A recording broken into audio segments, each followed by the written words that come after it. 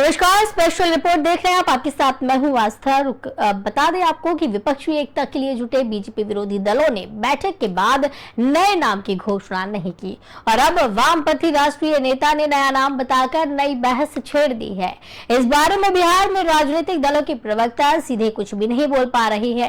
कांग्रेस प्रवक्ता राजेश राठौर ने कहा कि देश में यूपीए अस्तित्व में है, जिसकी चेयरपर्सन सोनिया जी हैं। उसे खत्म करने या नया गठबंधन बनाने का फैसला राष्ट्रीय स्तर के नेता ही कर सकते हैं। वहीं एक बातचीत के दौरान रिपोर्ट में कहा गया है कि कांग्रेस के राष्ट्रीय स्तर के नेता ने यह भी कहा कि बैठक में नाम को लेकर कोई भी बात नहीं हुई। अब तक इस बारे में ऐसा कोई फैसला नहीं है। कांग्रेस इस पर विचार करेगी। राजद प्रवक्ता मृत्युंजय तिवारी ने कहा कि महागठबंधन के आह्वान पर पटना में बैठक हुई थी। बैठक में किसी नए नाम को फाइनल किया जाता तो इसकी जानकारी भी दी जाती और हमारे पास भी होती। गौरतलब है, प्रधानमंत्री नरेंद्र मोदी के नेतृत्व वाली केंद्र की बीजेपी के खिलाफ पटना में 23 जून को बैठक हुई थी। बिहार में सत्तारूढ़ महागठबंधन सरकार के मुखिया नीतीश कुमार ने बैठक बुलाई थी। देश में बीजेपी के खिलाफ सबसे बड़े गठबंधन यूपीए की चेयरपर्सन सोनिया गांधी, राहुल गांधी इस बैठक में आए थे। आपको बता दें कि सोनिया गांधी इसमें शामिल नहीं हुई थी। बैठक के बाद नाम की घोषणा नहीं हुई, लेकिन वामपंथी नेता डी राजा ने विपक्षी एकता के लिए जुटे दलों के गठबंधन का नया नाम जाहिर किया था। प्रधानमंत्री नरेंद्र मोदी के नेतृत्व वाली केंद्र की भारतीय जनता पार्टी सरकार के खिलाफ पटना में 23 जून को बैठक के बाद मीडिया के किसी भी सवाल का जवाब दिए बगैर सारे नेता वहां से निकल गए। 15 दलों की ये जो बैठक हुई, इसमें 14 के नेता मीडिया के सामने आए और अपनी बात कहकर उठ निकल गए।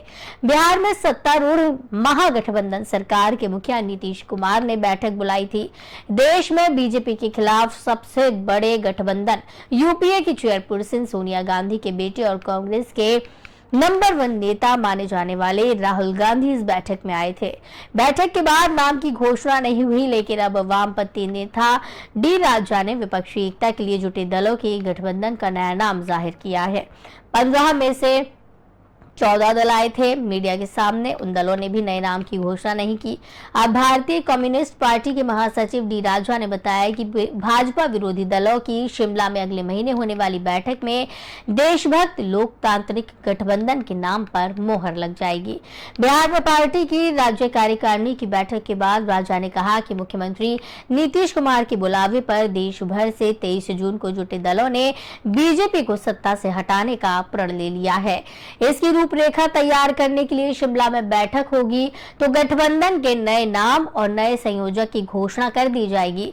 Chanakya school of political rights and research के अध्यक्ष सुनील कुमार सिन्हा का कहना है कि जाहिर तौर पर करीब 1.5 दर्जन दलों को मिलाकर चुनाव लड़ने वाले संयुक्त प्रगतिशील गठबंधन के लिए उसे भंग करने का निर्णय लेना आसान नहीं होगा। ऐसा इसलिए भी क्योंकि उसकी चेयरपर्सन सोनिया गांधी है और नए नाम से ऐसा गठबंधन बना तो उनकी भूमिका खत्म हो जाएगी। इसके अलावा ये भी ध्यान देने वाली बात है कि यूपीए के रहते देश स्तर पर एक नए गठबंधन का सामने आना भी मुश्किल है। जहां तक महागठबंधन का सवाल है तो मुख्यमंत्री नीतीश कुमार मुखिया हैं और वो नाम को लेकर कोई जिद नहीं ठानेंगे। राजद भी महागठबंधन का अस्तित्व बिहार तक स्वीकार करेगा, इसलिए यहाँ संकट नहीं है। विपक्षी एकता के लिए जुटे बीजेपी विरोधी दलों ने बैठक के बाद नए नाम की घोषणा नहीं की और अब वामपंथी राष्ट्रीय नेता ने नया नाम बताकर नई बहस छेड़ दी है। इस बारे में बिहार में राजनीतिक दलों के प्रवक्ता सीधे कुछ भी नहीं बोल रहे। कांग्रेस प्रवक्ता राजेश राठौर ने कहा कि देश में यूपीए अस्तित्व में है, जिसकी चेयरपर्सन सोनिया गांधी है। उसे खत्म करने या नया गठबंधन बनाने का फैसला राष्ट्रीय स्तर के नेता ही कर सकते हैं। वहीं अब एक बातचीत के दौरान कहा गया है कि बैठक को लेकर कोई भी नाम सामने नहीं आया है। इस बैठक में कोई भी जिक्र नहीं हुआ है नाम को लेकर।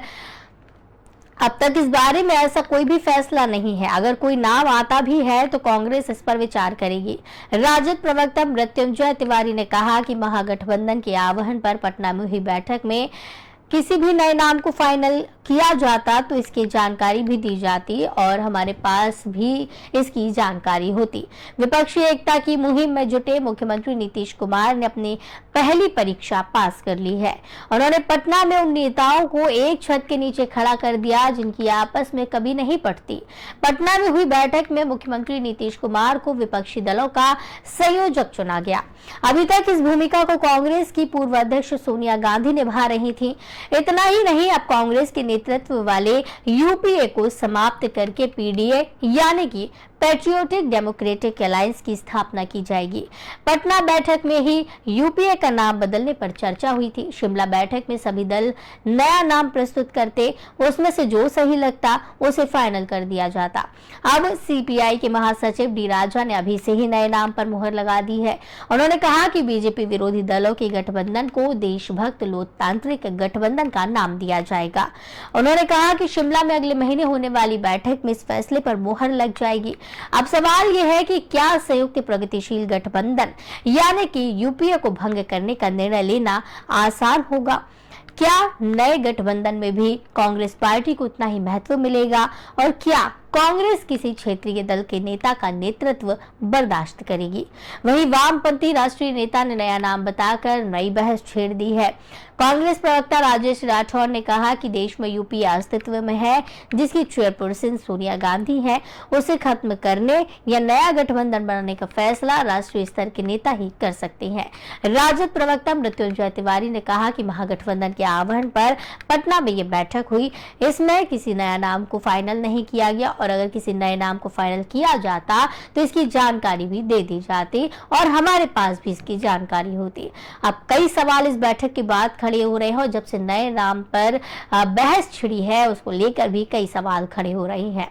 तो आज की खास रिपोर्ट में मेरे साथ इतना ही। मुझे दीजिए इजाजत। नमस्कार।